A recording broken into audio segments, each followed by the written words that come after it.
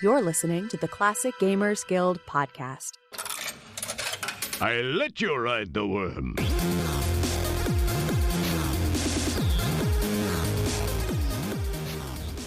Hey there, and thanks for tuning in. Today I am here with Paul, and I'm excited and nervous, and actually I have a whole lot of feelings going into this episode. We are here to wrap up our Quest for Glory extravaganza. Yes, at this point, I would now consider it to be an extravaganza because Paul has officially finished the fifth and final game in the series, and that is Quest for Glory Dragonfire. Paul, congratulations. Thanks, Anna. It's been a hell of a road. I just want to thank everyone for whatever. Insert some sort of Oscar acceptance speech here. It's a lot. I remember Paul telling me years and years ago, and I didn't really realize it because I had said, well, you should play Quest for Glory. And he's like, Anna, gross, no. It's very intimidating. There's a whole lore. There's like different worlds and characters and all these things. It's like the Marvel universe. You can't just like jump into it. Like you have to have the time. There's a lot of things that have to happen to make that happen. And over the last few months, man, you've made it happen. Yeah, anybody who's like missed the first few episodes of something like Game of Thrones or like didn't see Lord of the Rings or Harry Potter, and then you listen to people start to talk about it, you're just like, oh, I'm just not gonna try because I'll never catch up. It's so yeah. But we got through it. I got through it. Well, that's okay. That sounds. No, that's the same words in a slightly different tone. I'm all done now, and I'm ready to discuss it. Well, I've been nervous about this game. I feel it's really, really easy to go out there in the world and find criticisms of it. And I just wanted to reflect, at least on this episode, my personal ideas about it, which are not very rose-colored. I thought they might have been going back into playing the game yet again. But no, I stand by it. This is...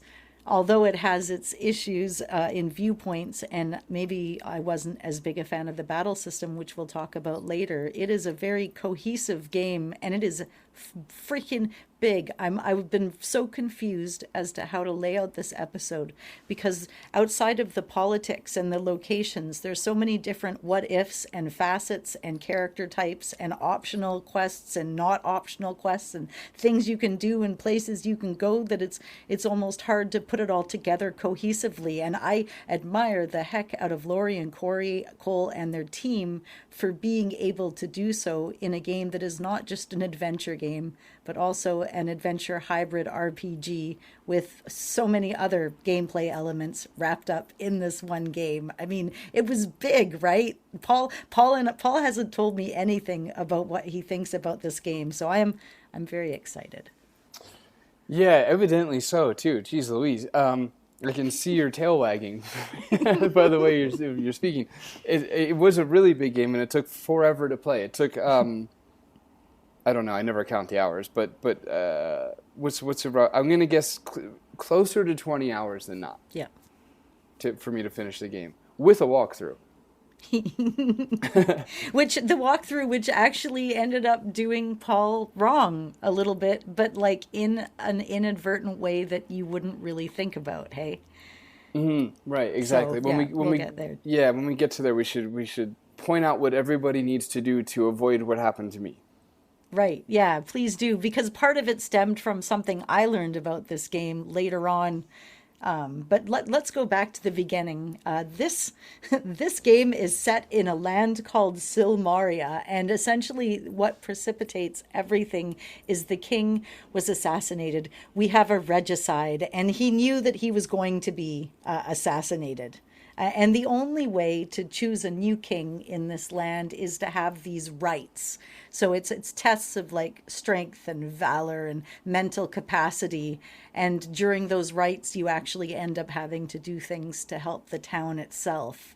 And if you can do that, you can get right up to the end of the game and even be asked the question of, do you want to be king or not? And you get to choose to get married. And there's all these different paths. And what is also interesting is the game was meant to be a multiplayer game online MMORPG or whatever you'd call them, where you could also choose to be Elsa and you could be the other player characters. And there is actually a version of the game where you can do that. It's a little broken and you can't quite finish it, but it's out there and you can play it. Yes. And you weren't able to cheat, I bet, because you didn't use a hex editor, because that's actually the only way to cheat in this game. Yes. This is great. I'm not gonna have to do a lot of work this episode, is what's dawning on me. I'm just It's a good game. There's a lot to this game, right? Though, like, compared to the other ones, there is games within games, which I thought was really neat, right? Yes. I'm just reading the script she gave me, guys. It's just Yes, it was very fun. Even though it's a serious environment, like the trades are just fucked, right? The fishing villages are overrun with mercenaries, and the dragon is going to resurface because, okay, there's these pillars, and each of the pillars, once they're there, they keep this dragon all tamped down. But once blood is spilled at one of these pillars, specifically the blood of a hero, which kind of happens along the progression of the game, the pillars start cracking. And then the dragon comes, hence the name Dragonfire. And it turns out if you marry Katrina, which I did for my first time ever, she actually gives you a spell called Dragonfire, which you'd think would be pretty amazing, but it sucks. So... Yeah, it kills you. Like, it just makes dragon's fire shoot out of a random wherever you cast it towards you as the caster. So if you move, the bad guys, they chase you because they move too, and it kills nobody. Or if you don't move, it just kills you. But I digress. You really do. I am glad to say that I made it through this entire series and I only had to cast 2 spells. Like two times ever did I click on the whole menu with magic nonsense and click on a thing to do a enchanting. But it was nice to know that you could. You must have had some of the hybrid stats. Yes. Okay. So, anyways, you end up in this town and you're the hero. You're brought here by Erasmus and Fenris, all with like magic. And when you find out that obviously you're there as a hero to do the rites, you find out that you have competition. And I've already mentioned some of them. We have Elsa, and she's like a warrior queen, maybe. I think you would call, I don't know what I think she has something to do with nobility or politics in her past. There must be more to it. And then you have Magnum Opus, and he's like a gladiator. So there's this arena in the game, and there's these fights that you can either participate in, watch, or bet on. And he fights all the time in the arena. And then there's Gort, and he's like dead, like Frankenstein's monster. He would be Frankenstein's monster, right. And then Minos would essentially be Frankenstein, I guess you could say. Mm-hmm. But he's a manipulator. He's sketchy right from the very beginning. And then you've got all these like wild power struggles. And then the subplot, the assassinator, is still at loose and randomly going around poisoning your friends. Like, so there's just a whole bunch of shit going down. And in the meantime, because Paul, what we're going to do is we're going to map out the town a little bit next. Yeah. But go exploring around. In the meantime, you end up at this cute little inn, Gnome Anne's Inn, and she's just there to be adorable and feed you food. And you've mentioned, Paul, that food is quite a big deal throughout the game series. You must have noticed it was a big deal in this one, too, for various reasons. Yeah, like one of my notes for the first time I was served a meal. Dang. Yeah, the first time I served a meal by Anna Agrama. Mm-hmm. Anagramma, because anagram right. is with the letters switched over. I'm actually proud of me for not having put that together, for resisting it to the core. Well, it's no Euland's Flats, so. Right, yeah. The first time she served me a meal, I wrote down, wow, that meal came with a lot of baggage. Yeah, there's a lot going on. But it was fun. It was sort of fun. You can't click through it, so there's that. So sometimes it's not fun, but it was fun for a few times. You can click through everything. I told you that. You just hit spacebar. Okay. In my defense, you told me just a lot of things, so I did. But you really can. You can skip everything with the spacebar. Another note I have here is I haven't heard Anna shill for a game like this since the Phantom Fellows. Mm-hmm. Yeah, I really like this game. Oh, I should even pull out my own notes. I have notes on this too. My first note just says, fuck, dude. I don't know what I was feeling when I wrote that, but or like what I was looking at. I think it was just the daunting task ahead, perhaps. And oh, here, let me say nice stuff. The game looks way better than I thought it was going to look. Mm-hmm. It's really not bad looking at all. There's some screens are actually kind of pretty, like the Thieves Guild with the kind of purple and turquoise cayenne kind of vibes going on. There's some screens that are decent looking. It's way better. I was expecting like more Mask of Eternity, Gabriel Knight 3 sort of like chunky polygons. Like it's quite late stage. Like it's.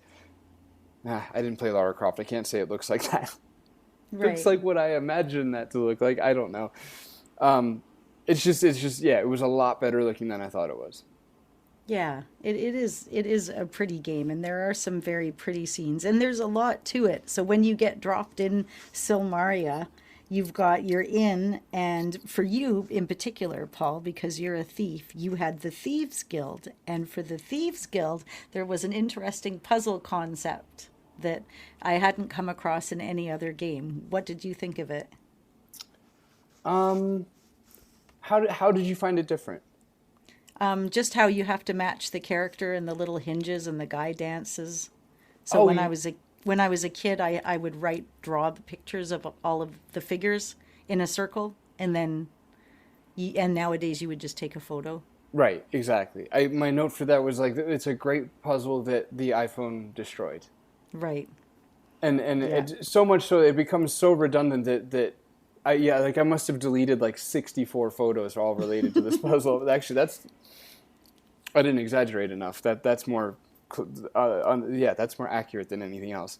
But you just take a picture of all the poses, and there's like a slight little, I don't know, increase in heart rate as you try to scramble to find each photo because of the time limit factor, but it's not really counting fast enough to circumvent the fact that you can just cheese it with taking pictures of it. Fair. It is nice to have the guild, though, again in this game, because they gave it back to us in 4. They had to make up for it in 3, that there wasn't much in the way of that sort of thing. Right.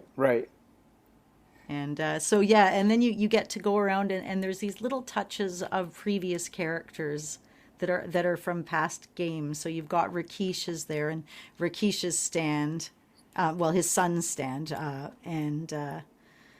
is that Sarah? Sarah's there. You've got Wolfie, and you've got a magic shop. Oh, and in the magic shop you get to meet Julinar, who was the tree in number 2. And she's with Salem, so he's the apothecary. And they've got like hot peppers, and she'll heal you every time you go in. And she's just as chill as you ever would figure a tree to be. She is the human embodiment of tree vibes, for sure. Yeah, I appreciated that. And her, her husband, I guess, are they married? Yeah, as close as what married could be considered. Right, yeah, I didn't mean to be so oddly pedantic there. Like, is this legal? Is this a holy union between the two of them? What this game does really, really well is how it brings all the characters back together again. It's like, for anybody outside of the understanding of this Quest for Glory business, as I once was, it's just like Avengers Infinity War Endgame, where it's like you have all these characters that you always wanted to see together, and they're together now. And you get follow-ups, like so many. Like you find out that the ruler of Rasir is now Zaisha, who you ended up meeting in the harem, and she's the daughter of the old Emir, the one that you get to ride around as a Saurus, and then you get to hear them talk about how the hero was so amazing, and then be like, oh, just so you know, I am the hero in these conversations, and being able to tell them who you are, and then they comment on it was so cool. Right. It was. There was a lot of satisfying loops and circles, other round shapes being closed. And being able to, I mean, it was just really the best way I can frame it is that with that Avengers thing I'd done a second ago, where it's just like everybody's now in the same game, the same film at the same time, and you get to see characters from the first one, like you said, with Elsa von Spielberg and Narwhal, very uncomfortable name to say, Narwhal. I always just said newer, but I don't pronounce things right ever, so. Well, her, who is from the second game, and you would only know that if you were a thief, which I was, so I was able to meet her in the first one because she's or in the second game because she's very loose. Yes. She's a loose woman. She really is. And the bartender had her own interest, and I was like, maybe she might be interesting too. But I've not actually ever married Noir. Ever. In the game yet, and I've not married Elsa. The only person I had ever married before was Irena up until this playthrough, when I married Katrina, because I should probably work on more of those, because I didn't realize how much was actually different depending on who you married at the end. For me, I could only marry Elsa or Narvar because I was a thief, right? Which I like that. It makes sense that Irena wouldn't marry a thief. Well, exactly. I don't know. I mean, yes, but also I did go to hell and then die for her. Right. So I mean that there's a few. We'll get to it later, but there's a whole bunch of different ways that whole scenario can go. It's very interesting, the different things that happen depending on what character you are. But we're a little ahead of ourselves here. At the very beginning, you end up meeting with Erasmus and Fenris, and he's like, I've arranged for you to stay in the most amusing hotel in Silmaria. But it's like, it's the only one, so that's amusing in and of itself. Terribly, yes. And then he asks if you want to go to Danger or Silmaria. You're like, if you choose Danger, he'll just throw you into a random fight on the main map outside. Oh, cool. Right away. And but did you notice the detail? Even though it's all hand painted, you can click on everything. Like if you click on the nose of the cloud that guards the wizard's tower, he says, "My, what a big nose you have!" As the script. Yeah, the flavor text was everywhere. That was super fun. There was descriptors absolutely everywhere, and they did a really good job of implementing a simple, I guess you could say 2-click interface, right? Yeah, it is. It's a 2-click. It is simple, though. It's really easy to get the grasp of, eh? Yeah, very much so. What with one of 2 buttons to press, which usually I don't like that. I usually find it a little understimulating, but this game, there's so much going on, it works for it because it simplifies the world down into the clicks. And yeah, there's lots of flavor text everywhere.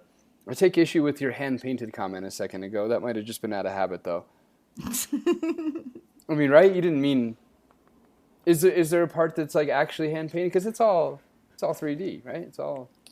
Yeah, I don't know. I figured there must have been something hand-painted somewhere. Yeah, for sure. In the world.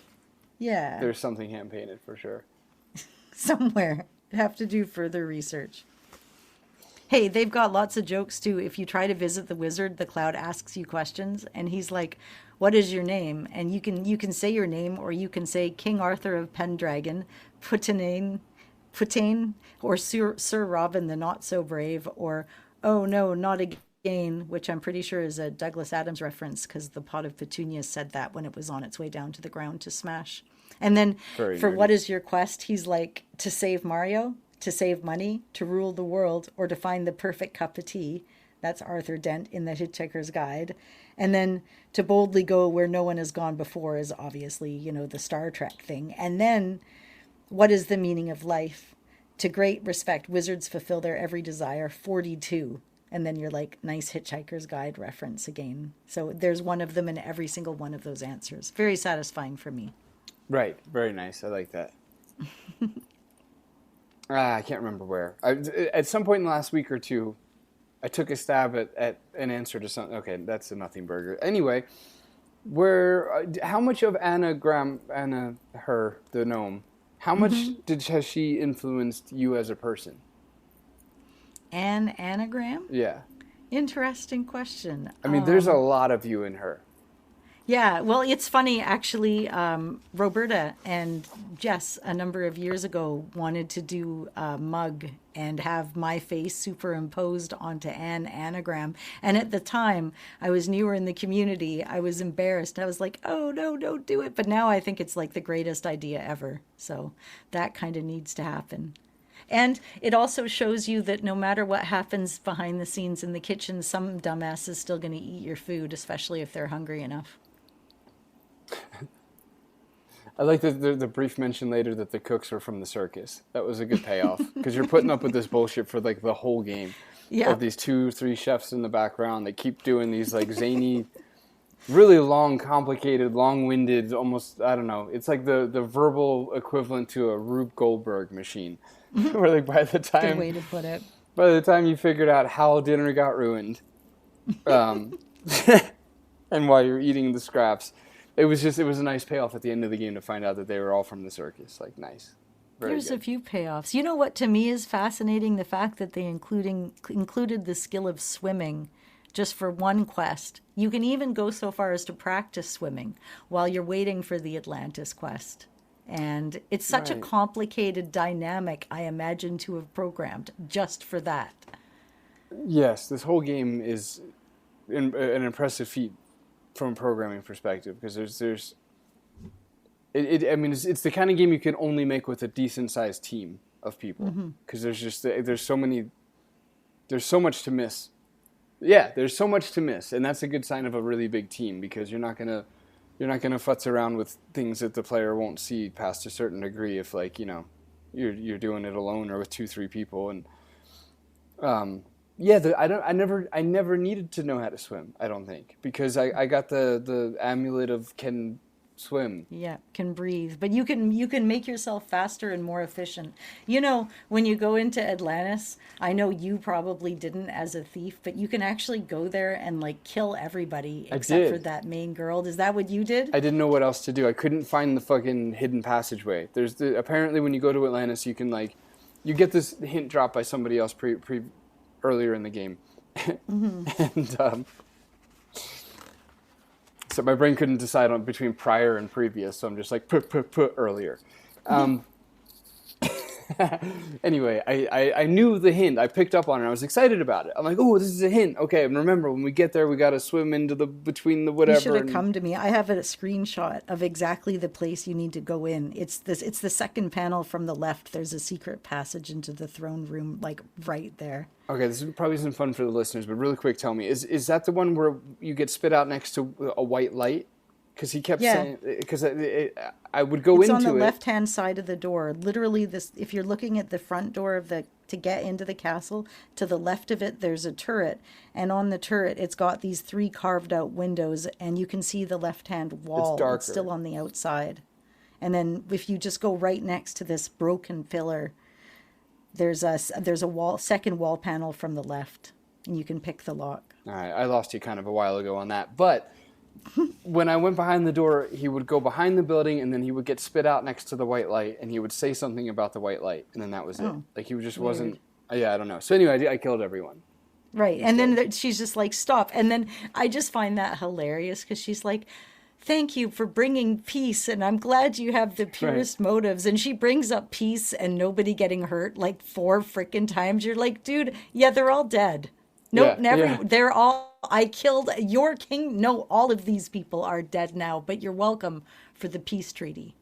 That is so warped. Because like as a wizard, you cast calm, and then you could just go right through. As a paladin, you can like calm it all down. But as a fighter, your only choice is to kill everybody. And as a thief, unless you sneak through that unfindable spot, your only choice is to kill everybody. I actually kind of liked the fighting mechanic there in a sense. Good. Because it's like I don't want to have to learn a system. Mm-hmm. You know? And there was something... I didn't really like the fighting in Quest for Glory 4 because I didn't understand all the icons. And I always pressed the wrong ones, and there was like too many. I don't know. It was the system, and I didn't like it. In this game, you just mash the mouse button on top of the person until they die, and it's like just inaccurate enough to make it fun is a strong word, but Right. but challenging enough to not completely lose your attention, because you click and then by the time you walk there and swing, they might have moved and you have to click again. Is essentially what I mean by inaccurate, because it's not technically inaccurate, but you get to rob the bank too, which is fun. I love that as a thief, you get to rob the bank not just once but twice. But if you're not the thief and you don't take out your money, the bank gets robbed not just once but twice, and not by you. Right. I only robbed the bank once. I knew I could go back after 10 days, but I kind of forgot once I could. Because now here's where I'm going to mention you got messed over, because you were going to be chief thief, or at least go for the title. And what happened was, at least what I've garnered, is that Paul was following walkthroughs but didn't join the rights right away, because I said to him, hey, did you know you can play pretty much as long as you want without doing the rights and you're not going to screw yourself over? But it turns out, one small mistake, if you don't go to the Dead Parrot Inn early enough to talk to Ferrari and Ugarte, you won't get a chance to, because they won't show up again, and then you won't be able to save Ugarte from getting poisoned, and then you can't do the chief thief stuff. He missed the opportunity. Yes, I just one further detail. Everything you said is exactly accurate. I would just add on to that for anyone that does want to play this game, I don't know. To anybody who hasn't played it, that wants to play it, or maybe the same thing happened to you and you want to go back or whatever, I visited the Dead Parrot Inn early and several times, but it took me like the fourth or fifth time of going to the Dead Parrot Inn to notice that there's like a little nook to the left side of the screen when you first walk in. Right. And it's off camera unless you purposely go left, which nothing indicates that you should go left. Like the entire room's design is inviting you to walk into the room and join the people and have discussions and throw knives at a spinning board and whatever. So it is like a little design-wise. I don't think it's a bad design. There's things in the Phantom Fellows that do this too, where it's like you're more rewarding the particularly observant players. It's just that it backfires in this one case because only the more observant or explorative players would notice it in the first few visits, because I do think it's quite difficult to. Again, maybe that's just me. There was a few people online that had the problem I had, but not a ton, at least that were writing about it, right? But anyway, look, when you play Quest for Glory 5, the first time you go in the Dead Parrot Inn, go to the far left of the screen when you first walk in. Just do that, and then you'll see Ferrari there, and you'll go talk to him, and you'll have it'll open up more experience to you. Yep. Yeah. And outside of that, in the end, you can talk to the other one-armed thief guy. You can bet on the fights that are happening at the Coliseum, whether or not you participate. Yeah, it's up on the second floor. And there's a ghost that emits a vibe of sadness, and it brings down the whole pub. And you can see his spirit going through on the upstairs area. And apparently there was going to be a bit more of a story with the ghost. But of course, with the rushed timeline, I do feel this game could have used another year to be fully fleshed out. I really solidly feel that way. I guess I have a different perspective. It just seems like there's so much in this game that it borders on overwhelming as it is. Yeah, it is a lot to keep track of everything, which is why it's so much fun for the replays. So you didn't fight at the arena at all, and you didn't watch. Did you watch the fights? Mm-mm. You didn't even go in the arena? I never saw a fight in there. No. Yeah, if you go in at nighttime, you have to pay, and like 5 drachmas, and then you can, every single night there's a different fight, and each fight is scripted. So there's lots of the game you wouldn't see, because they'll, it's all lined up. Kokino fights Elsa, or, it's really quite fun. And then on the last challenger, you get to be the one that fights, so you can bet on yourself, which is fun too. Cool. Okay. And that explains if it was at nighttime. I guess I just didn't happen to try at night. I knew, Yeah, after 8. It was at 8 o'clock when the arena would open up. It's like Andre would only be at his fishing boat or first thing in the morning. So if you sleep in, you're not able to find him. And the Dead Parrot Inn is also only open at nighttime. Now, also at the Dead Parrot Inn, outside of ghosts and one-armed bandits and thieves, you've got Nuar, or however you want to pronounce her, and Budar working at the pub. And they're there to not only serve you drinks, but to make sure that you play the games. And there's 3 and 1 in color. In the first game, you have to shoot a dart and just hit the same color with each dart. And then the next game, where you bet 50 but you can win 500, you have to make them all kind of go in a row so they're lined up. So at least for me personally, when I play the game, I just win a shit ton of money and then buy everything I want right at that game. I failed to do so. I could not nail the 3 in a row game. I tried like 50 times. And I just couldn't do it. At one point I'm like, okay, the amount of time I'm spending on this, I might as well just play the other version of the game 10 times. Because I needed $500 to enter the Chief Thief thing, right? That's like the first goal in which you need to go get money is if you want to sign up for a Chief Thief, if you're a thief. And so I went to go make that $500, and yeah, it ended up being quicker for me to just win it, $10 at a time or whatever instead of 50. Or whatever the math is, you get the point. It was really hard. Yeah, and it speeds up each time you get it right, so it just gets harder and harder as you go, and it never restarts. Like, I really thought, like, the next day, I think I even went to the whatever and fell asleep and woke up hoping that, like, the next day would have reset the wheel's speed, and it does not. Oh, that's funny. Yeah, I like it when it gets to its speed, because I always know you always hit, to get the yellow, you just hit the 2 colors. I know exactly where to throw. And then I save it every time I win, and I restore it every time I lose, like I do with gambling in Police Quest or Right, yeah, that Larry. I knew to do from, yeah. Yeah, so anyways, for me it's easy because I've been playing it for such a long time. And then you can throw the dart at the parrot too, which is funny, but he's a great parrot. I like parrots in games. Yeah, I mean, I like this parrot in this game, for sure. I'm not willing to put my neck out there. I think it's funny that it's the Dead Parrot Inn, but you can't kill the parrot with the dart. Well, I didn't even connect that. That's great. Yeah. And did you talk to Nuar like outside on the balcony at all when she was waiting for you a couple of nights?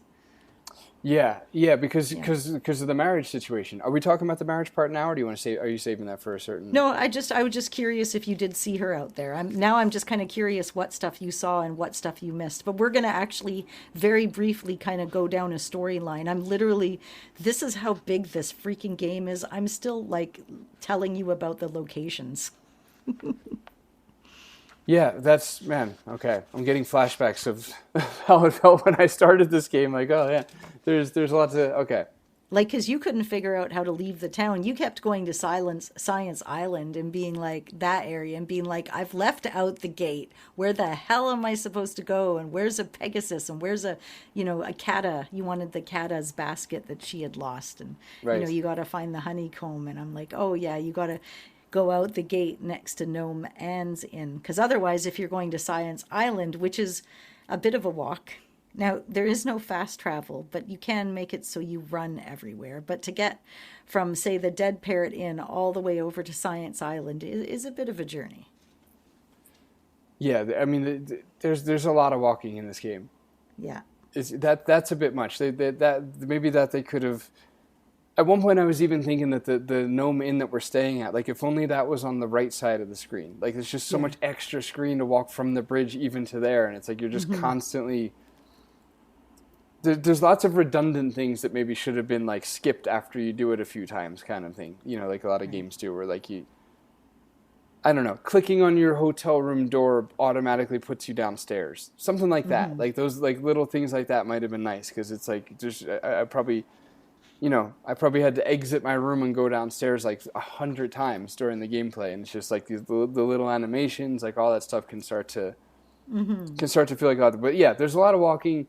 You had told me that I can set the default walk speed to run, which is great, and that's a great feature. It does suck that it takes away your stamina. Because, for example, if you leave the Gnome Inn and go to Science Island, that trip completely drains your stamina.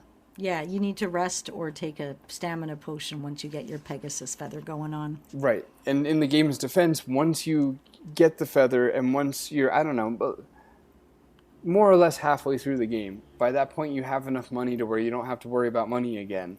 Right. And you can buy, my specific point here is, to the game's credit, you can buy 50 whatever potions if you want to. Yeah. So that's cool. I was expecting them to throttle that, to, be like, oh, sorry, man, I'm all out. Because you buy it from the hippie guy. But no, he'll let you just buy like 50 of them. So it's like going into missions from there on out, I'm like, I have 50, 60 health potions. Like, I'm not stressed anymore. We'll get through this. No, that's easy enough. So, okay, you end up over at Science Island, which is a bit of a whole ordeal in and of itself. You have levers breaking and replacement levers and rock throwing. You would have had to have thrown a rock. As a magic user, you cast Force Bolt and it hits the lever and you go up this gondola to Science Island where you get to take these tests. And for one, there's a test just to get in. It's very much, again, Hitchhiker's Guide based for all of that. And then there's a second test to see if you are smart enough to, if you do it right at the very end of the game, you'll get to go into the secret laboratory and find out that Gort is not actually human. So it's kind of like this little side plot. Did you do that, the second test? No. Yeah, they open up the room and it's like a big theater and Gort's up, like kind of like Dr. Cranium has in Igor or his other undead thing in King's Quest 4. I did do this. I'm Quest sorry. For Glory 4? Yeah. Okay. Yeah, I did. Good. I didn't really understand what was happening, I guess, because it was the proof that Gort wasn't real or an actual human, because technically Minos had been trying to hide that the whole time, or the scientist, right? It must have been that part that I missed, context-wise, that I wasn't picking up on. Okay, right, because the wall opens up and you see, like, a Frankenstein's lab and, like, what would you, like, the steel gurney bed thing at an angle that's, like, in every Frankenstein thing ever? Yeah. So you get to do all that, and there's a bunch of various quests there, and where else haven't we mentioned? Wolfie, who... I would love to tell you more about Wolfie, but I feel like I can't. My automatic reaction would be to imitate Wolfie's speech, but I don't think I can. But Wolfie is a canine, and ends up helping you out later to help out Anne, because, to be honest, she decided to get an inn and move to a town that didn't have people coming to it, that had mercenaries and problems. And then she's like, oh man, I'm not making enough money and I'm losing my deed and I don't know what to do. So Wolfie, who's adorable, and by the way, this is entirely optional, but he'll find out and he'll paint the inn for her so that, she gets more customers, and they end up getting this. I don't know if you saw it, but Noir does like a sexy dance performance to celebrate the inn being painted. Yeah, she does. Yeah, look, a few things to say on that. One, I didn't appreciate Anne's victimhood mentality during that whole thing. You know what I mean? She's like, your poor planning doesn't necessitate an emergency on my behalf. Like, it sounds like you had a horrible plan. What are you doing? Yeah. And she's like, they're gonna take it from me. It's like, yeah, because you're not paying them. Like, what do you? I didn't understand. And she's saying it all in like these painful riddles and puns. That are just, man. Anyway. The Wolfie, right. I never quite gelled with him having the Indian accent. It just didn't. Right. It didn't fit. I don't know. It didn't fit right. My note on Wolfie says, "Wolfie looks like a mascot for pup fetish people. Probably don't say this on air." Okay. Right. Fuck. There's that. It is. Sorry. That's okay. I think it's fine. Yeah. It's not. Not like. It's just an observation, man. He does. If you're defending it. But anyways, the other thing is, did you know that if you're a different class, you actually get to solve who did the bank robbery? Wait, what?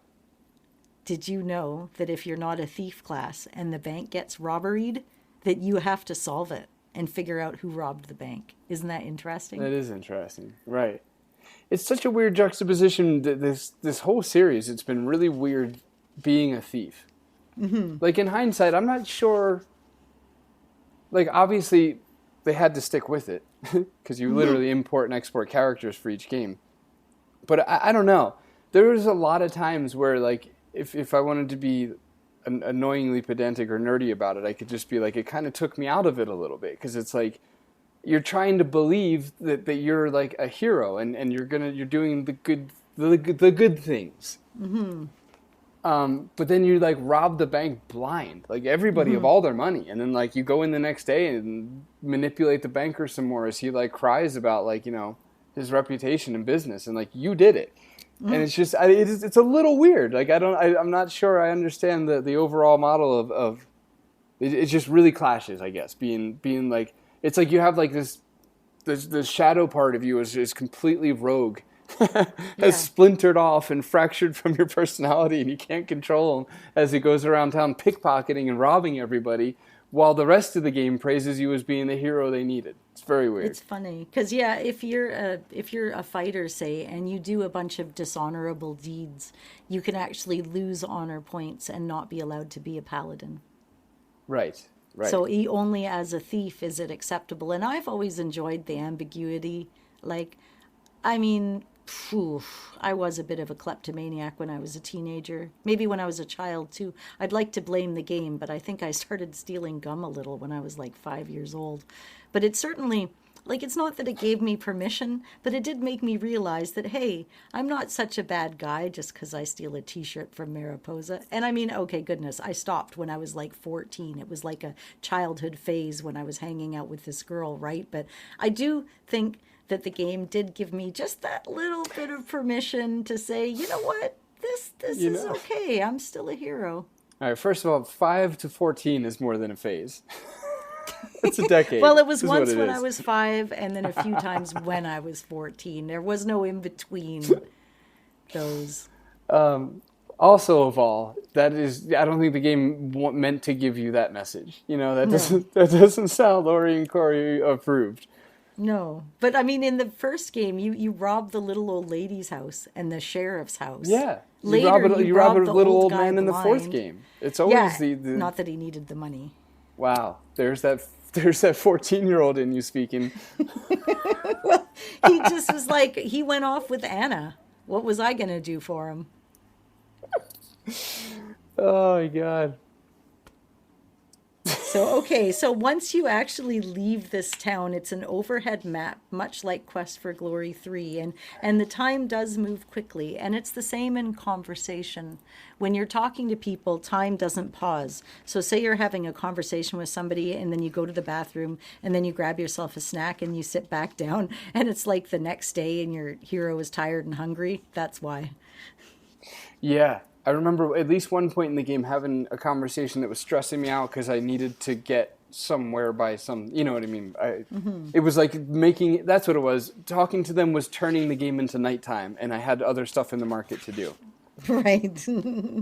But I appreciate how the time goes really fast in the map because it's I think it was kind of a brilliant way to allow the player to, to skip time. Like if you were closer to the map and didn't want to go teleport all the way back to the hotel, you could just step out of the gate and like go pee and come back and it would be nighttime. So that was actually quite handy. They made all the correct conclusions from the data they collected in the first 4 games in how they implemented sleeping and time transit. They mastered that all by the 5th game. And they don't prevent you from resting. You can just rest. Right. They fixed all the problems. You can sleep till night or till morning. So you can skip the day, and you can do it over and over again, and none of that we don't need to rest anymore nonsense.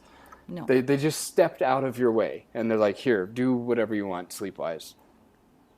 Which is, would have been, it's what they should have been doing all along, but not to their fault. It's actually quite nice to play these 5 games in this sense and see them as developers growing and reacting to what people are saying and things like this and implementing better and better systems. It's very cool.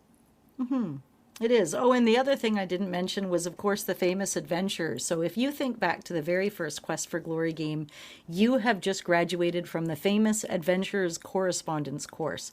Well, it turns out that famous adventurer, who also had a huge crush on a merwoman, is there, and he has his own place, and he's kind of like, he's lamenting about his past journeys, and he's just like, oh wow, somebody actually graduated from my learn to be a hero at home school, look at you, right? But it was all very satisfying. It was. I liked him as a character too. He was fun. I like his little arc too. He completely changes as a person once you give him he gets excited. It's like those like bad memes or tropes in movies when they're just like, you do not want to talk to me till I've had my coffee. It's kind of like that, and you get him his coffee, aka water from Pegasus Mountain or whatever.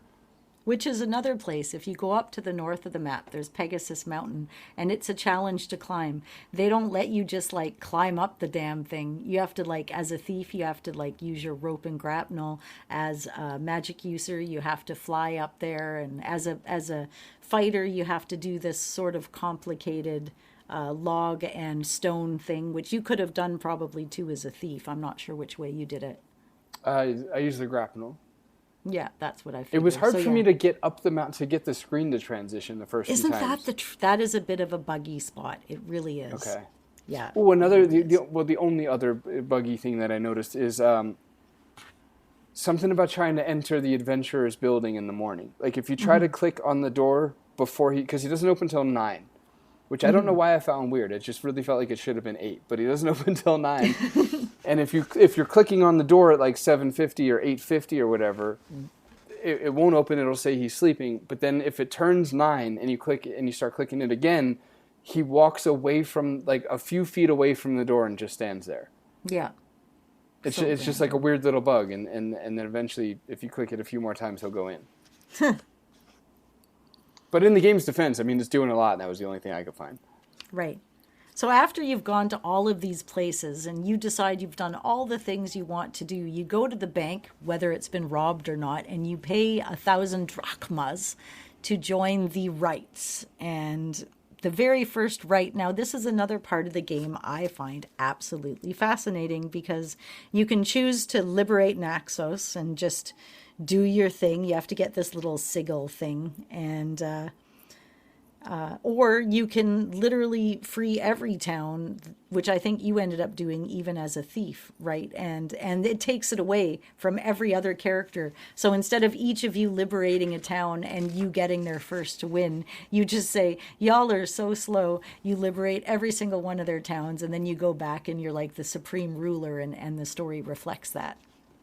Yeah. Right, I didn't know I didn't have a choice. So when Anna told me that I didn't have to have done all that stuff, I'm like, damn, that was my evening that night. That was like 2 hours, man. I was a little bummed to hear that I didn't have to have done that, but alas. And then what would happen normally if you'd have talked to Ugarte at the beginning of the game when you were supposed to, right after that, he would be like, hey, I have the information about the assassin. And he's like, you have to give me 5,000 drachmas for the information. And you're like, well, no, obviously. But then the assassin goes and tries to kill him. And every time somebody gets assassinated in this game, you have to try to save them. So if you have always poison cure pills on you, whether it's him or Rakesh or whoever, you can give it to them and then, kind of be the hero there too. Yeah, which is harder to think of in the moment than you would think.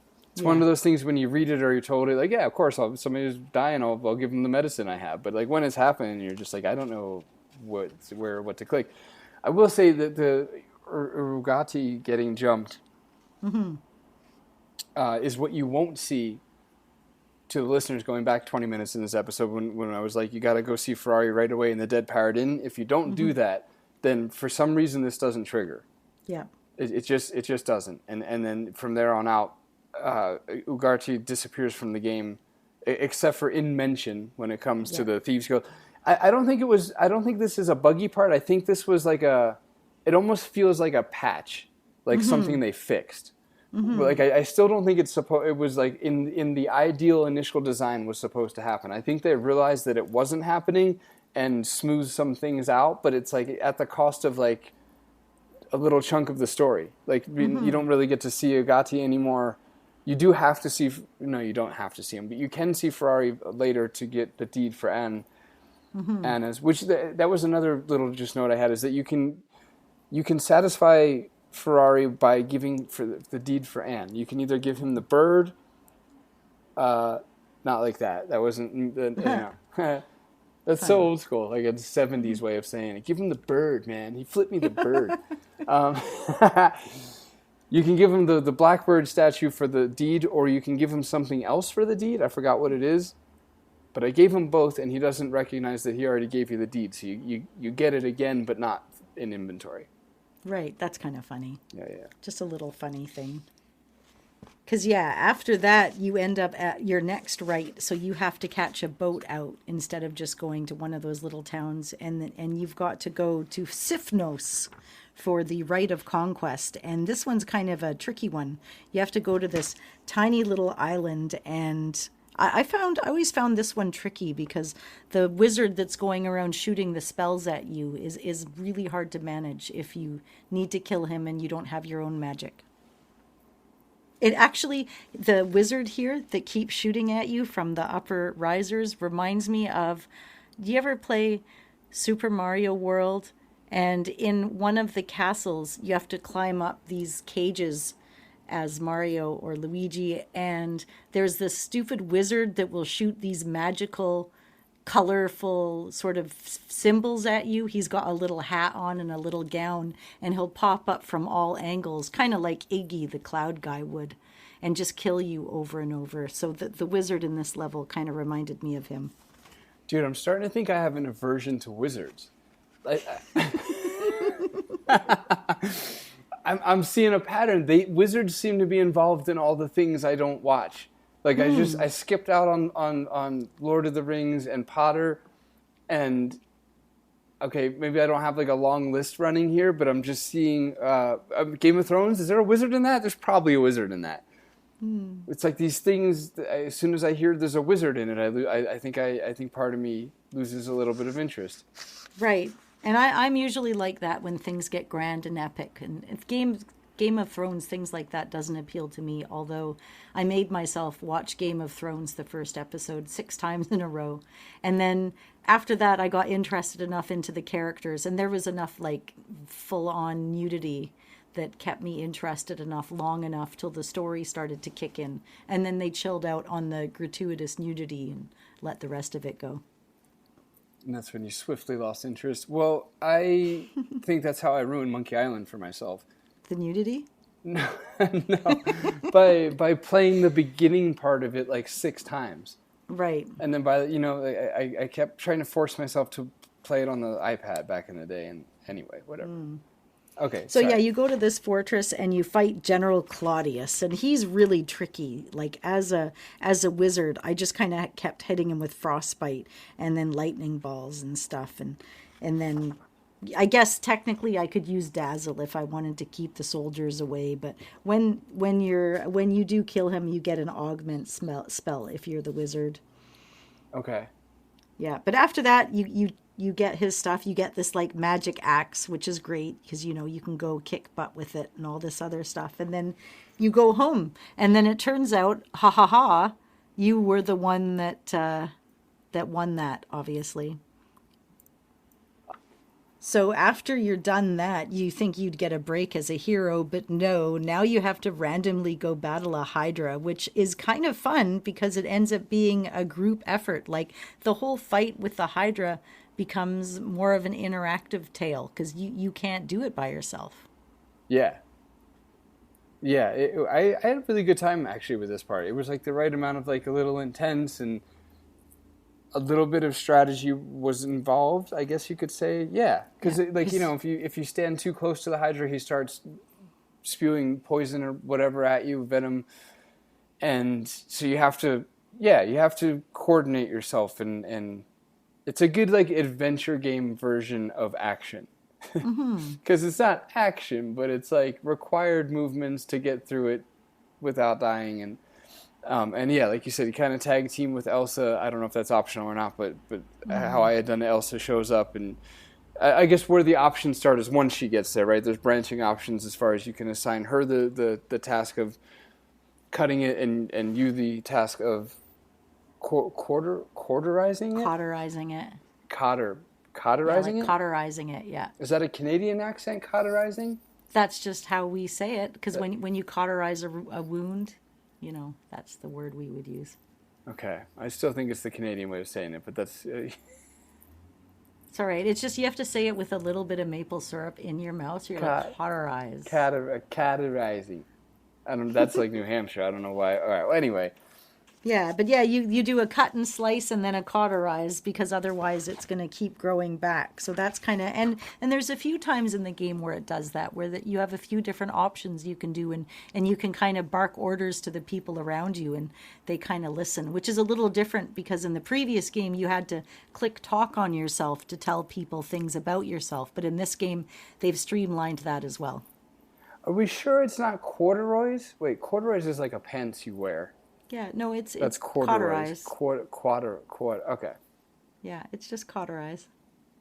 Yeah, We used to have to do it in the hospital. You'd have to do it with wounds and things. They have a like a hot. I'm not going to get into it. It's gross. I'm gonna cauterize. Anyway. I'm still trying mine out. Okay, that's fine. That's fair. Yeah, all the stuff you just said is true. Of course. And once you're done that, again, they're not done with you. There's yet another rite, and you've got to do the rite of destiny. And this one's kind of fun, too, because while you're kind of going behind and figuring out the stuff, like with the lands in, you also need to figure out how to make yourself like an air balloon. So even though, say, you're a paladin or you're one of the good guys, you still have to steal the sheet from your hotel room. Which, I mean, because it gives you the option, you can jump on the bed or steal a sheet, which I think is adorable. Yeah, I really like the jump on the bed option because it's a good representation of the game's overarching playful spirit. There's like 100 versions of jump on the bed hidden all throughout the game. Like just little things you can do just for fun, just for a quick smile.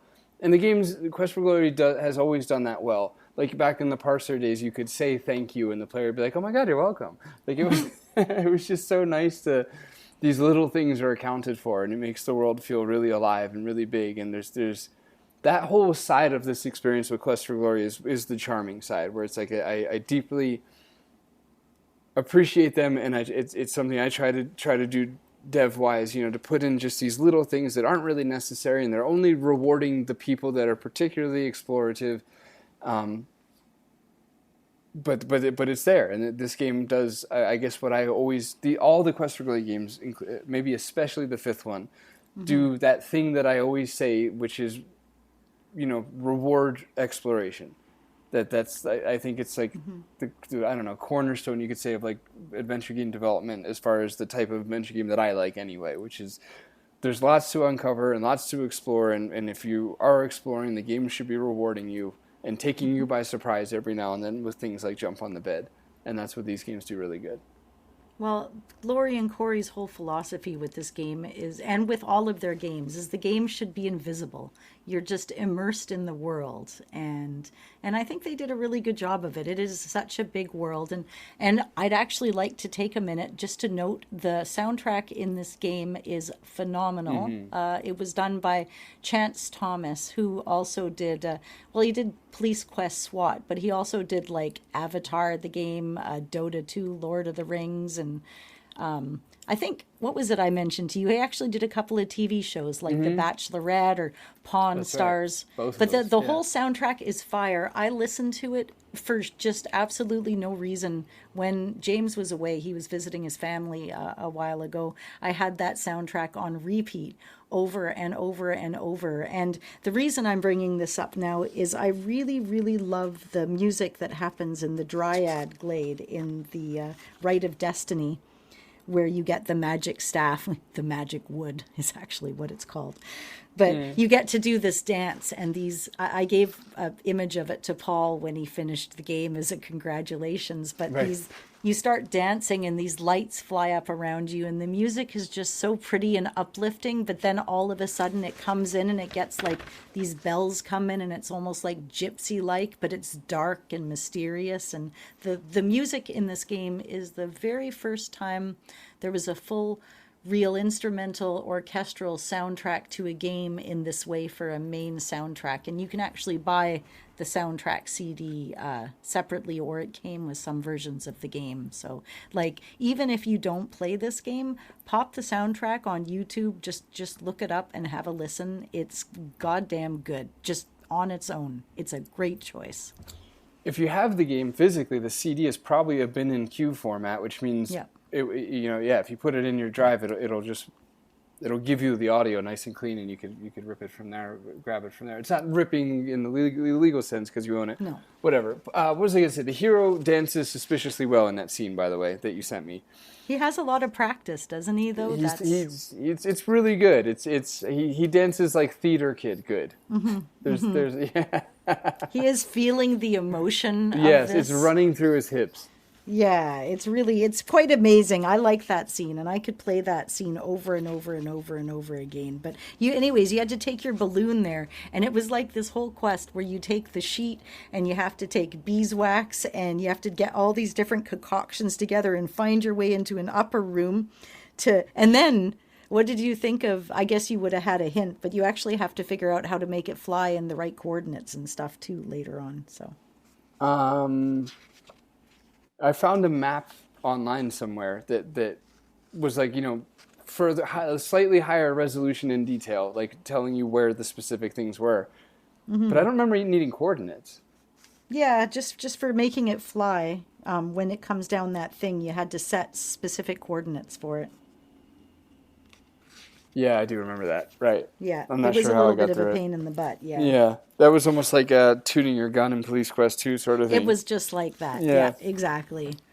Yeah. So real- you do that. What's that? Real quick, I want to just back up what you said about the soundtrack before that passes too far, because it is really exceptional, and it's like suspiciously good. It's cinematically good. It's to where when you told me before recording that he went on to do TV shows and such, like it makes sense that he transcended video games into TV and such, because it's really, really, really good. It's crazy cinematic. Like it's not that it doesn't have business being so good sort of tropey line, because I mean it was a major release from one of the biggest video game publishers of the time, but it's like man, it's fucking really good. Shocking. Yeah. There's a lot of really nice Eastern tones, which I'm a sucker for anyway, but hearing the Eastern music integrated in so neatly with anything from like war drums to kind of a Pirates of the Caribbean style epicness. It's so good. It's crazy to me that it almost pains me to say that I think it's definitely the best soundtrack, because I'm shocked that somebody did a better job. That feels so good to hear you say that. It's crazy that somebody did a better job than Aubrey did on the fourth one. Like I always thought of Quest for Glory 4 as like peak soundtrack, and that was before I even played or wanted anything to do with Quest for Glory. But I recognized it was a great soundtrack, and I kind of studied it to a degree along with Ken Allen's Space Quest 4 soundtrack to do Phantom Fellows, and then I played this game and I'm like, holy shit, 4 wasn't the best soundtrack? Like that's crazy. Because I mean, that's a decent little argument to have with myself another time in silence, right? Which one's better, 4 or 5? But it's like, it's probably 5. It's so good. 4 is good. It just has its own personality a little bit more. It's very in that hard rock metal almost style. And I find 5 has its own personality, but it blends with the game really seamlessly. Really seamlessly, yeah. Yeah. Suspiciously, everything just feels exactly right. Yeah. Well, he's won major awards, an Oscar, an Emmy, IGN, a Telly, an Aurora, Gang Awards, whatever those are. He is considered the father of game music as well, and was honored in 2013 with the Game Audio Network Guild's Recognition Award. So clearly he is a thing. Yeah, geez, I didn't know any of that, so that all tracks. Yep. Yeah. This music sounds like stuff that guy would have done. Yeah, it definitely does. And it's funny because, I've heard it said a lot of times that the development on this game was rushed. But oftentimes when I was doing overviews on some of the interviews with Corey, he said it felt like the game was moving through molasses through the whole development period. So there was a huge rise in 3D production costs, and it ended up shifting a lot of the industry focus away from narrative. And they had a really hard time trying to figure out how to put those two together. They didn't. Arguably, right? Adventure games didn't. No, not much at all. So, but yeah, he didn't want people to be fighting the interface, but he wanted there to be just enough of a challenge in it. And This was very RPG. When you look at the style of the fighting in this game, and then you look at more modern RPG style games with the top down kind of viewpoint that a lot of them have, this was very much the forerunner for all of that. I believe you. Yeah, I'm gonna say. I don't have anything to go on, but I believe you. Hey, let me run you through a few of my notes to catch up with you on that side. Yeah. Because my notes are nonsense, and it's nothing to really talk about anyway, so just in case one or two of them lends itself to you, the listener, a light chuckle or an aha. Okay, did the hippie marry the tree? We know that. We covered that. Okay. Elsa is trying to make guys jealous of wealthy dudes she's staying with. That's true. Mm-hmm. At some point, Elsa just starts going on about, what is it, Mikos or whatever? Yeah. But, like, the first time she talks about him, she's very just like, yes, I'm staying with him. He's terribly wealthy, and he's putting me up. And I'm like, is she trying to make me jealous? Mm-hmm. And I think she was, because later she becomes one of the two you can court. Yep. Another note says, Elsa and Toro have a healthy relationship. Really did. They really want the best for each other. They're so sweet. It's funny because in the very first game, when you go to fight the Minotaur to get it to the end game sequence at the gate, that's Toro. And once I had played the whole series, I always felt bad, so I didn't want to kill him in the first game, knowing we'd be such good friends later. So I'd always try to sneak by. That's adorable. And it makes me happy that I also snuck by. Yay. I remember. Yeah. No, it's sweet. They're like really good friends. They just, yeah, I don't know. Good vibes. Disarm trap is a good puzzle ruined by modern phones, right? Boy, the disarm trap pops up a lot in the game, huh? I was like, but the last few times it happens, you're like, I am all done. Please stop. Like, I can cheat and this sucks. Yeah. Can't imagine it back in the day. That was probably a little taxing. Thieves Guild is actually pretty, with a question mark, because it was.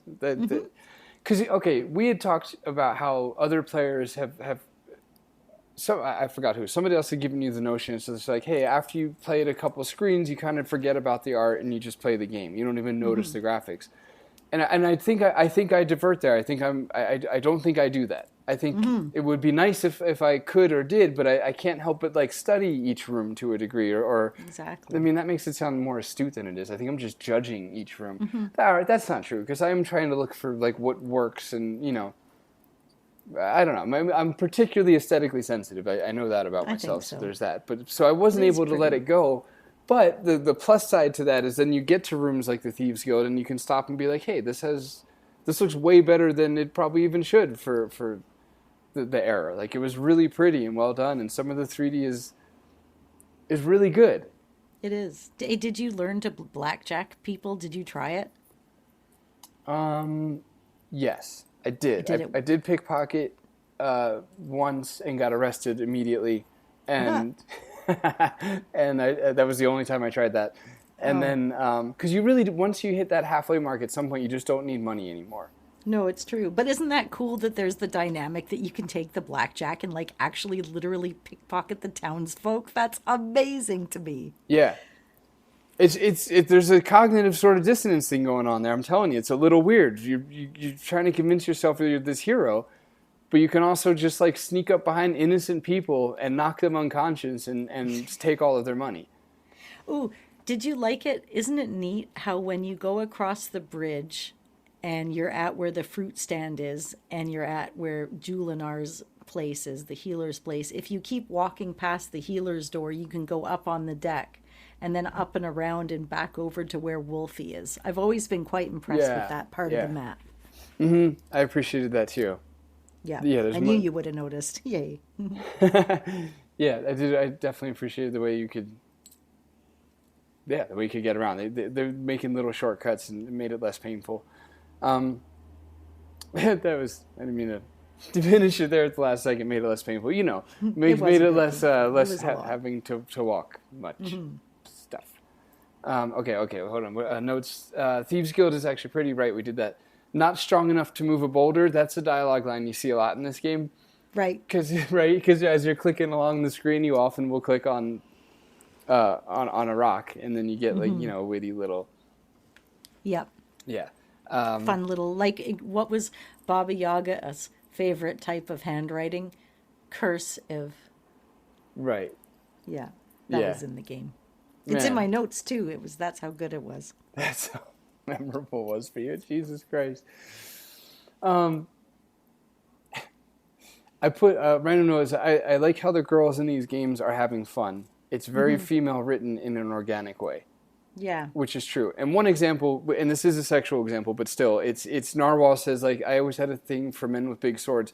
And I know that it sounds trivial out of context with me just saying it randomly from a note, but there's just that She whole... says it's sexy too. Yeah, that whole string of dialogue feels like how a girl, because it is female written as a I guess fair reminder or whatever, but it feels like, you know, a well written female character, like done naturally by a female. Like it didn't, I don't know, maybe a quick way to tell if a female character was written by a man is have them say something sexual, and it's just like right away it's just like, ew, that's not, no, that doesn't sound, but it's like she was able to make a sexual comment.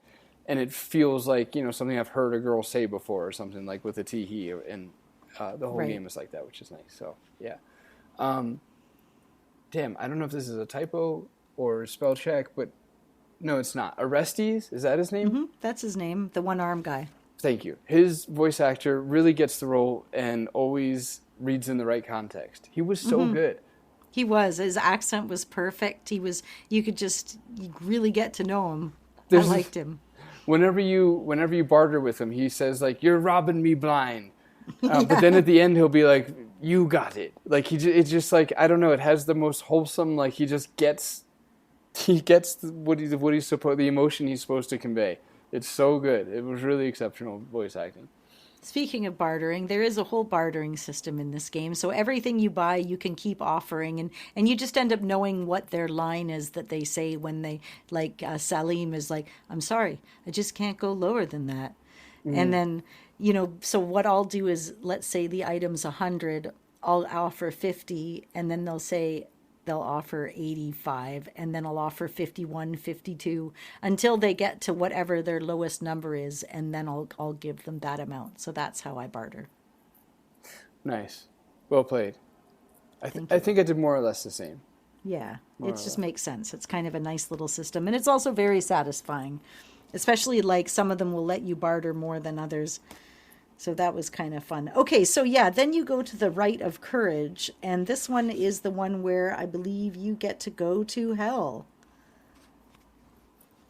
which is great, right? There's the Hades. There's you have to actually, like, they have the Cerberus, the 3-headed dog, like you'd have going into hell. Like, it really ties in a lot of actual lore, but they have a personality, and you've got to figure out what it is they want to get in. And that was that little bit of comedy before what is a very long and intense section of the game, where you have to go very long distances in and very long distances out, battling skeletons and trying not to fry yourself on lava all the way through.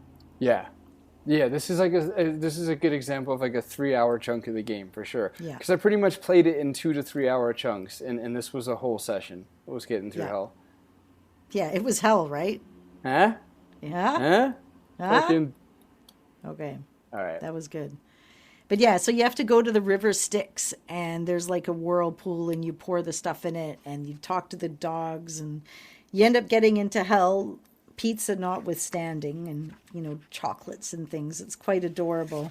And the whole point of all of this is to essentially save either Arana, who is the absolute wonderful good wizard from the very beginning of the whole game, that had Arana's piece and that is everybody's favorite, most amazing place. So you can save her because she's good, and she certainly deserves to be saved because she is all goodness. Or you can save Katrina, the evil villain from the 4th game, and give her a chance to be good, because she never really had that chance before, which is very interesting, because playing the game automatically, like, you'd be like, well, obviously you're supposed to choose Arena, obviously, but it turns out, like, this was my character was named Katrina Cat, and then the letter, or the number 4, Cat 4, and then Lyfe. So it was Cat for life, because I had to marry her. So it was my very first time choosing Katrina, believe it or not. I'm not going to believe it, But No. I wish I did. I regretted picking Elsa as soon as I did.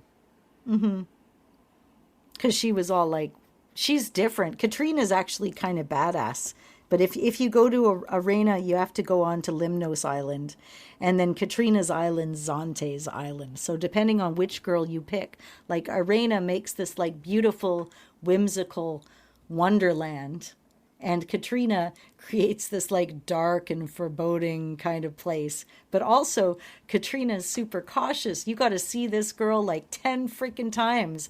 And she's all like not interested. You practically have to bully her into wanting to marry you, which she doesn't even agree to do till like the last scene in the game. So she's not easy. And then she gives you that shitty dragon fire spell. So, but it was worth it. You sound like a dude who spent a lot on dinner that night. It's like, come on, I was looking for more than that. I gave you a ring. But yeah, you got to keep on going back to whoever you've kind of like rescued, and they'll give you information. So as you're going back and forth, you can figure out what to do. So you kind of, it makes you want to just start checking in on your lady. So whatever it is you do, you'll do it, and then you'll check in on them, and then you'll do something else, and then you'll check in on them, because you have to do the rite of peace. The Dragon of Doom is going to be loosed up soon. You're courting your girl. So now you have to wrap up the 6th rite before moving on to your final quest. Well, I am glad I didn't pick Katrina, actually, after all, because I only had to go see Irena once. And I knew I couldn't marry her, so I didn't go any more than necessary. Because I was a thief and I couldn't marry her. But yeah, I only had to go once, and she gave me the underwater thing, I think. Yeah, they give you, you have to, third visit is when Katrina gives you the underwater breathing thing. Wow, okay, so yeah. That So tracks she's to a what you're bit saying, more- right? So it was like 3-1. For every 3 visits with Katrina, it was just 1 with what's her name. So, but once you get it and you go to Atlantis, we kind of alluded to it before. You're going on the rite of peace, and you can either murder everybody or not murder everybody. But essentially, long story short, you end up getting the peace. Yeah, getting the exactly. It makes as much sense as bludgeoning innocent civilians and taking their money while still being the hero. It's kind of in that same wheelhouse. But once you're done that and you're back in your room and you're trying to sleep, Elsa sort of pops into the room. And I think you can even flirt with her if you didn't go for the other girls. But anyways, she's all like, Minos is the bad guy. You have to go deal with it right now. And she leaves, and you're like, whatever. You ignore her and you just go back to bed. And then finally the rite of justice starts right after that one. Okay. Yeah. Right. And that's it. So you're gonna. Right. So Elsa kind of pops in to be like, I don't know. So I don't know if this is offensive or not. I don't think it is. She pops in more or less to be like, hey, I'm not suicidal. Right. That's kind of what it is. Yeah. Just so you know, like I'm doing good. I don't feel like. Anyway, yeah. I'm neutering what I really want to say. So let's move on. Yeah, that's okay. And then you have to visit Katrina a 4th time, and that's when you tell her that you want to kiss her. And she's all like, "Why? So you can stab me in the heart with a stake?" Like, she is so sus still at this point. She is not taking any of it right now. Yeah, it's going to be a very toxic relationship. Oh yeah. Yeah, it is. And so you've got all this running, but then the assassin comes back, and I think he hits Rakesh or somebody at that time, or maybe he hits us. I can't remember. I know he definitely comes back. Yeah, he gets Rakesh before us. Yeah, that's what I thought. They did Rakesh pretty dirty, man. His avatar, his portrait is it's bad. Some of them were a little rough in this game altogether. Yeah, the portraits wasn't the strong point. No, for sure. So now you're getting into politics. So is Minos guilty or innocent? And they're actually asking your opinion. Oh yeah, okay. At this point, the assassin does throw a poison dagger at us. But if you take you can, like, as a magic user, you end up hitting him with your spells, and it's Bruno, right? And you can defeat him and go straight into the Hall of Kings at that point. I don't know what you did with him. I don't either. Something, for sure. Did you catch him? Do you remember? Or did somebody else? The poison guy? Yeah. I don't remember. Because you can pull him out of being invisible if you're the right character. No, he attacks me, and that's when I get him. Yeah, you did get him there, though, right? Yeah. Okay. Good, good. Okay, so then you're doing this whole rite of justice, and you have to go do like Minos's treasure and the war minotaur, and this is a really really tricky one because it's very much set in time. So if you defeat Minos too early, you're not able to get into the side cabinets. It's easy as a thief because you can just unlock them yourselves with a toolkit, the little gates that have all the stuff in them. And of course, you want it all. But if you're too slow, the world ends. So you need to be a lot faster. But if you're not a thief and you can't open it, you have to wait for Elsa to come up and unlock the gates for you so you can get in and get your stuff out. Right. Well, for anybody playing this, I was actually really stuck on this for like a long time. If you're the thief anyway, I can't speak for the other classes, but it's not just the gates. And not just the one gate that she like kind of indicates that you should be unlocking. You also have to, as a thief, you have to open the treasure chest in the room as well. You essentially have to loot everything that you can, and only then will she come and save you. Yeah. Or else she just doesn't come. Like you can do all the gates, but you have to. Girls never came, man. They never came. Yeah, you got to get all the chests. That was essentially that'll save you an hour because that one took me forever, and I saved my game too close to the world exploding. So like every time you load, it's so frustrating. Because as a magician you can just cast trigger on them and just trigger all the. Yes. Yeah, I had said earlier in the episode I only just casted a spell twice in the whole series, and this was the second time because I saw that in a walkthrough on YouTube, so I tried it and it did. Yeah, I was a thief, so it didn't work. Right. So once you've done that, you've got to fight the dragon. And it's interesting because, I mean, you have to repair the dragon pillar. It's just like a multi-step thing that's in that room. You have to offer a sacrificial victim. It could be you. It could be your lover, Katrina, or whoever you've picked. It could be Gort. It could be Elsa. It could be any number of people. And then once you've done that, and only then are you actually able to start battling the dragon, and it just kind of flies around you all the time. And then you can also give potions to Toro and Gort because they're super vulnerable. And I mean, Elsa and Katrina heal themselves, but it's kind of this whole group effort.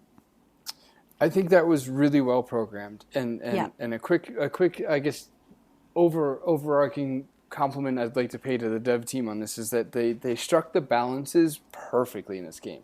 Like for example, okay, the dragon's a good example. Like it took me 3 or 4 times to beat the dragon, and I think that's what it should have taken me. Like you want some bite in the end boss. It should be a bit of a challenge, especially in a RPG or even a Sierra game in general where you're going to die and you know to save it and stuff like that.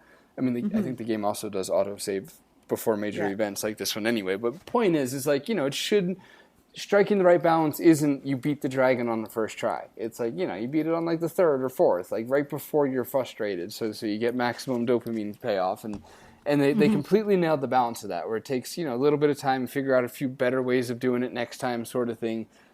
And they also struck that balance really well with the weight limit, which I guess I don't like RPG, so I would have just removed that whole damn idea of a weight limit. Course, but it was super fair because it was just like anytime you end up with like 6 swords because you killed a bunch of people, like you just have to drop that. Like it wasn't like this. I didn't have to really overthink it. I just had to not let any one item pile up. Right. Like I was really paranoid I wasn't gonna be allowed to carry 60 health potions and 50 stamina potions, and but they didn't really care. So it was well done. And then the other aspect of it again, or as well, is the money. It's never really like unfair, and for at least the first half of the game. It's I don't know, arguably fun in a weird dutiful sort of way to have to earn the money, and it was never too hard, but it was never too easy is my point, I think, with everything in this game as far as, and I imagine from a programming point of view, from a developer's point of view, like these are really hard balances to strike. I mean, you're not to mention it's only possible with beta testing to even see what people are doing. Yeah. But then on a programming level, like when I think of the inventory that they're counting and the limitations on weight and what they're deciding, the abstracted idea of weight is in a video game's inventory, and like how they managed that and decided on it, like it's just they pretty much nailed all that. So well done to everybody. The dragon fight was super fun. Hear, hear. I like that. I'm going to directly quote Lori on this. In the strategy guide, she was asked if there was any amusing anecdotes from when the game was being made, and her answer I loved her answer. Amusing anecdotes? I wish. This has been the longest, most stressful, most difficult, most painful process making Dragonfire. It has also been the most rewarding. I've been able to keep in touch directly through email. Wow, this is 98, I think, too, with the fans who cared most about the project. This game was the most thoroughly tested of all the games I've ever made, and Yosemite Entertainment made a total commitment to quality. The team members all contributed and added their vision to the game, and I can say that I've been honored to work on Dragonfire. And the other fun part from this interview is she mentions that Corey was looking forward to playing Heroes of Might and Magic 3, which I love. And her favorite games at the time was the Monkey Island series, Indiana Jones and the Fate of Atlantis, and the Wizardry series, which is pretty cool. Huh. Good shouts. Mm-hmm. I'm kind of surprised she just named the competition, though. Yeah, she did. Right in the strategy guide, too. Yeah, and didn't name Sierra. Like, it's just 3 LucasArts games and whatever that 4th one was. But, okay. All right, very ballsy. And the box for this game is also, it's a beautiful box. It's got a fold-out front, and it really does look quite dramatic. It's a big, chunky, heavy box. The version that I have, well, it has signatures, of course, by Lori and Corey on it, but it also came with the strategy guide. It was one of the ones that also arrived with the strategy guide. I also have the music CD and 2 copies of the game. Who did you marry? Oh, Katrina for life. Cat for life. That was my baby. Right, okay. Who did you usually marry before this? I've only ever married Arena. I have never married anybody else in that game, and I need to. I'm terrible at marriage. Like in Stardew Valley, in like 2,000 hours. I don't even know how many thousands of hours. I'm a confirmed bachelorette. Okay. I've even not married anybody at the end of the game because I've missed all the qualifications. By accident. Yeah, that's what happened to me. So you didn't get anybody? No, I got no ladies. I tried to get Paul. I tried to get Narwhal because I could only get Elsa or her, and I picked her because I don't really know why. I guess I'm a sucker for red lipstick. That was maybe the only difference between the two of them. No, maybe hair color too. Anyway, the real answer is I didn't put a whole lot of thought into picking her. I don't want to make that joke. I do, but I'm not gonna. It's a Jew-German thing. The tricky thing is when it's the first time playing the game, it's hard to focus on marrying somebody. You're just kind of focused on the gameplay itself, and there's so many subtle things, and there's so many reasons that you could play this game. I mean, outside of the 4 different character types, there's also marrying a different person with each of the character types. Right. It's a lot. It is, but it is genuinely replayable. A lot of games get touted as replayability because of a few varying factors. And it's almost, I think more than not, it's unearned, or it's just, at least, I mean, look, that's completely subjective, but for me, it's like, I would need like Fate of Atlantis, Gold Rush, like I need like major variation for me to actually play it again, based on that premise, right? I mean, there's games I'll play again just because I love them, but if it's like, play it again because different routes and stuff like that, like this is way up there with Atlantis and Gold Rush, and the games that can be vastly different from your previous experience. Okay, here I've got a few notes I'll go through because we're more or less at the end here, right? We are. All right. Well, what we should probably do is not rank it and do an episode on that in a couple months. Give everyone a little Quest for Glory break, and by everyone I do mean me, and then maybe we could do an episode ranking the series. You know, after doing every episode, I somehow think I'm the most excited and nervous about this one, which kind of makes me start to wonder where it would place for me. Yes. Yeah, you came across like this is your favorite by far. I mean, you're level of I don't know, lapdog chihuahua like excitement and energy over this game, and just like the hype, and like you're very protective of the experience that I was going to have, for example. Like it's just it's on a whole different level. I mean, you've been like that throughout this whole thing, right? Because this whole series means a lot to you, but I would say this was your favorite by far. Wow. From what it looks like, right? To me, I'm not imposing that on you. This is the only Quest for Glory game that I've played all the way through with my oldest son, and the only adventure game that my oldest and I have played through together. And he's played this game. The reason I chose this game is because it seemed like the most epic. I was like, you get to fight a dragon. So the first time I had him play it, he was like 5 years old. And I'm like, quick, check out this game. You get to fight a dragon. And his first introduction to the game was the fight with the dragon. So when he was little, he just kept saying, can we play the dragon fight game? Can we play the dragon fight game? And to him at that age, that was the game. It was the fight with the dragon, the end. And from that scene, I was able to backwards navigate a love for the game, and he ended up doing some of his own speed running on it and really getting to know it really well over the years. Even now, it's one that he goes back to, and he never really got heavily into any of the other ones. But I really think that out of all of them, this one was the most accessible for a modern day child, just for those reasons. Action. Right. Yeah, I mean that all checks out if you understand that her when her oldest was 5, this was like, it was a long time ago. Yeah, it was. He would have been in about 2001 is what I'm talking now. Yeah. Wow, so the game itself was kind of pretty new. Yeah, it was a big deal. So I was very excited. And I never even got it right when it first came out. Our family is not exactly, we were lower middle class, and I wouldn't often get the games till they were well off the shelf, or we'd trade in an older one for a newer one, or we'd go to the Snowden's Books downtown and trade something for something else. So my timelines are all kind of screwy. It's not like my dad would just go and buy the most recent game as soon as it was out. It'd be like he knows he wants it, and when he sees it as an opportunity at a discount, he'll pick it up. Right. Very Jewish. Yeah, that is true. We are very Jewish. Somebody had to say it, and I'm the one that's You're the guy to say it.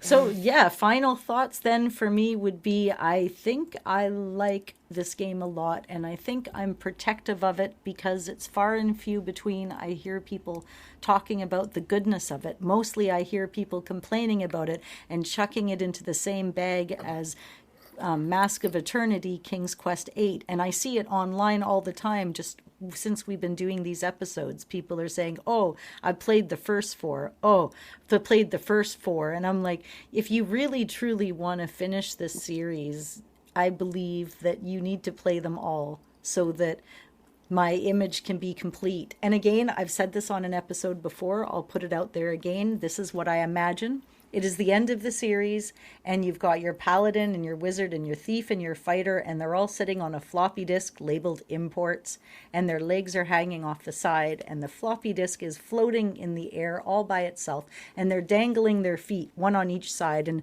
the thief is picking his teeth with the lockpick, or his nose, haha, and the fighter's, just like messing around with his sword, and the magic user's idly casting like force bolt, and the paladin is just got sparks up because he's casting heal over and over again, and they're just waiting, throwing stones into the abyss of nothingness on this floppy disk, waiting for the next game. And if I was to have somebody make that, I would think it would be a cool tattoo. Mm-hmm. And as soon as you start describing, I'm like, oh, this is the tattoo that she would get. We will make that. I'm going to finish my little notes and then save stuff. Please. Okay. So when your health is low, you start leaking blood, and that's fun. You just straight up run around leaking and blood because that's what being in poor health. Yeah. Okay. I was going to just take that too far. Love a good pizza-based puzzle. Mm-hmm. Really do. Mm-hmm. I really appreciate the passion for pizza in general that the Coles have. The science of pizza. Yeah, it's right. That's where it was. Yeah, it's multiple series now. Does this love for pizza come up? good pathfinding in this game. I said I was impressed with the pathfinding because it was early 3D, and it's like it pretty much always knew where to go. Grinding acrobatic skills for tightrope walking was pleasantly easy, especially next to the river. Right, so whenever I needed to grind, I went next to the river near Pegasus. Yeah. And would do all the grinding there so I could just drink the water and replenish and then grind and drink the water and grind. Smart. See, I never thought of that. Good idea. Look at you teaching me stuff. Wow, right? Yeah, some grasshopper shit right here. And I said, this is as close to fun as I will ever feel towards RGBs. Yay. Which is funnier now realizing it's the wrong acronym too. Well, yeah. Whatever. This rock is too old to roll was a cute, like... Honestly, it reminded me of my mom. Not to make it, just had that like kind of mom humor to it. At least mine. Yeah. Mobius seems meaner, but he's the one that offers you a slice. So the two scientists, Mobius is like, because you get this, not Dr. Jekyll, Mr. Hyde, because they're both, neither of them are a monster, but one is there in the daytime, the other is there at the nighttime. The nighttime one is kind of more of a little more stern, you know? He is. But at the end of the day, after you finish the pizza puzzle, you have to get them both their favorite types of pizza. And once you finish doing that, Mobius is the only one that offers you a slice. Aw. So don't judge a book by its whatever, because there you go. My note for the first 3 rights is first 3 rights. I thought I was going to take extensive notes and then proceeded to write nothing down. At all. Elephants in the Mordovia book, that was nice because I really liked that stupid elephant joke from the 4th game. Me too. Balloon puzzle was fucking work. No, it was fucking whack.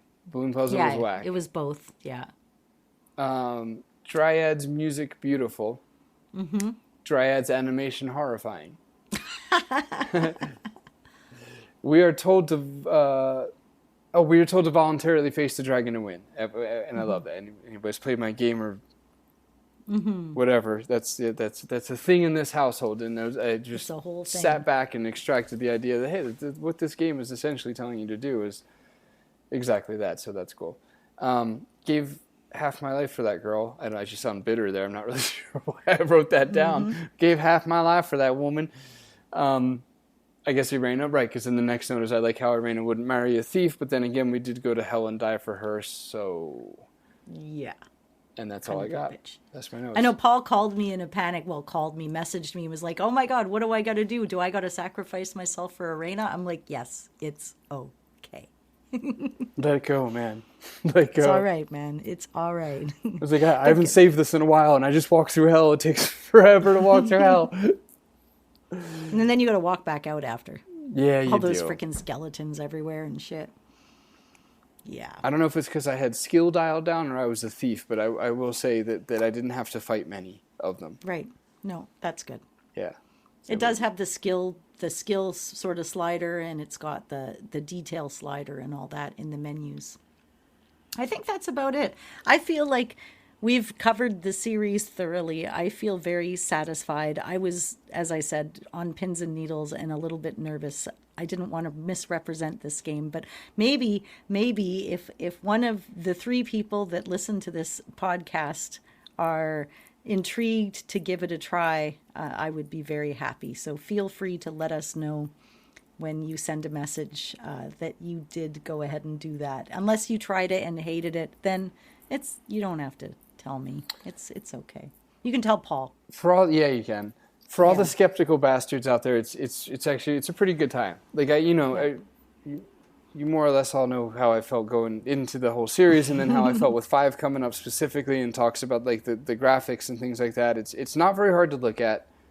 It's a pretty good looking game for what it is. I mean, I don't know. Do I mean that? For 3D at the time.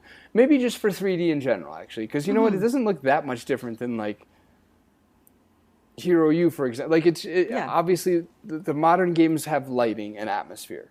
That's for sure what just wasn't available, technologically speaking, in the late 90s. But, like, besides, like, that, like, dripping mood of lighting effects and glows and things like that Hero U had, let's say, which... for those who don't know, would be the spiritual successor to these games made by the Coles.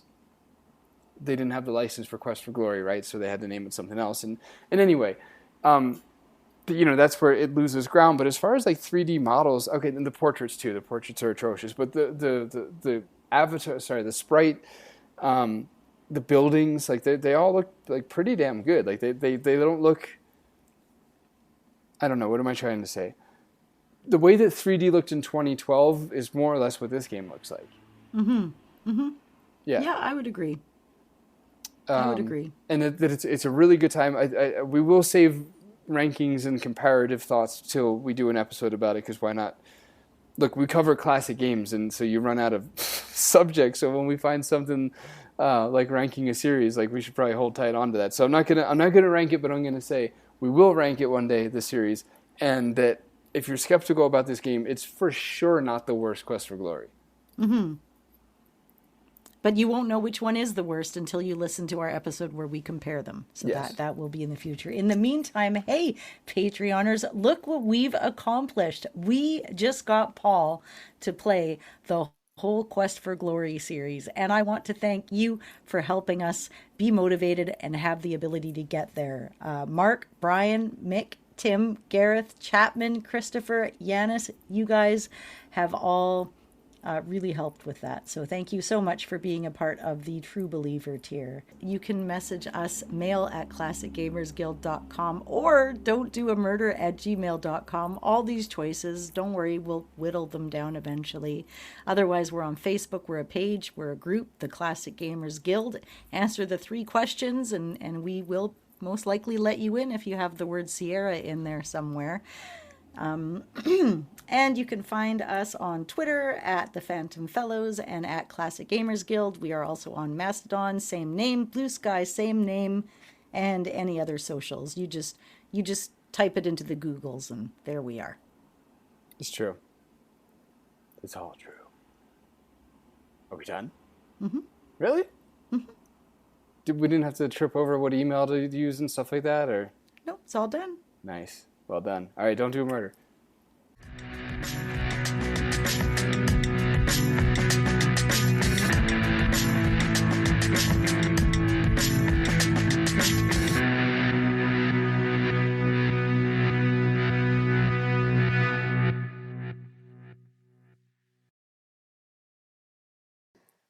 Do you want me to get it? Okay. All right. It's not muted at all. No, it is. It's not. I mean, it's not muted, but it's not going to be in the episode. Don't worry. Imagine if it was. I don't think it'd be fun to listen to.